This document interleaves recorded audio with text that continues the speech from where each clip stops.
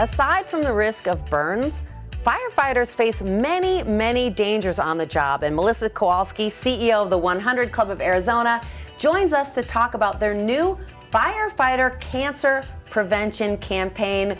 Welcome, Melissa. We're so happy you're here. Before we get into the new campaign, tell us about the 100 Club. The 100 Club is there to support our police and fire throughout the state of Arizona. Rather, if there's an injury or loss, we're there to be able to support. We're their backup. We also like to do as much as we can to prevent injury and loss as well.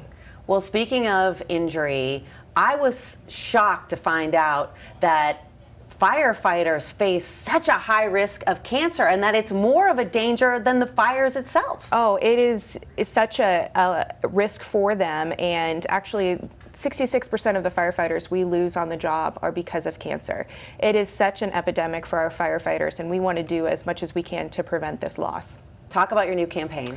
We are partnering with fire departments throughout the state to be able to purchase a cancer prevention tool called a storm stick that basically will decrease in carcinogen exposure when there's a fire. They can attach it to the fire truck and be able to wash off their turnouts, their uniforms, as quickly as possible. And it is our goal to be able to purchase one for every fire truck in the state.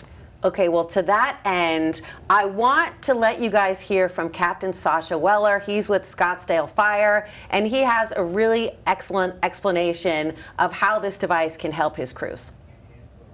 Storm Stick's really a first line of defense for us in the decontamination for our firefighters. So this is a piece of equipment that sticks with the fire truck. It hooks directly to our fire truck.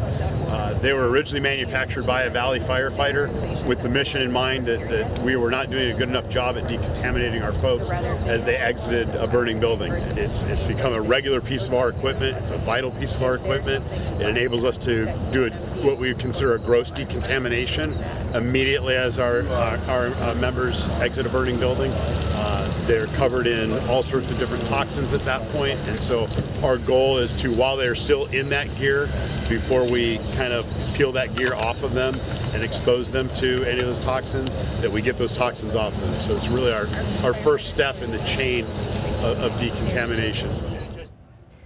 Well, seeing Captain Weller's explanation of the storm stick, I have a really naive question for you, Melissa, which is, why doesn't every fire truck already have this? Well, it is a fairly new device. It's about 5 years old, and actually a local firefighter invented it. Wow. Around the firehouse at the kitchen table with his crew. He had cancer himself, and he wanted to make sure that his crew didn't go through the same journey that he did. So they welded it together, and each stick does cost about $2,000, which oftentimes isn't in a city's budget, or there's other things, and so that's why we want to help be able to fill those gaps that things are not covered by the city or department's budget.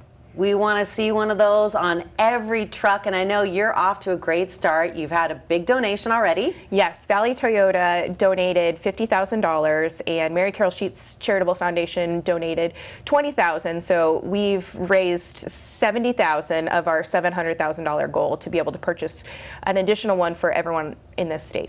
What can people do watching at home that want to make sure that firefighters do not face this danger? I mean, when it's so simple to decontaminate like that, and you can do it right on the truck, to think that it's just a matter of money, you know, stopping firefighters from being as safe as they can be.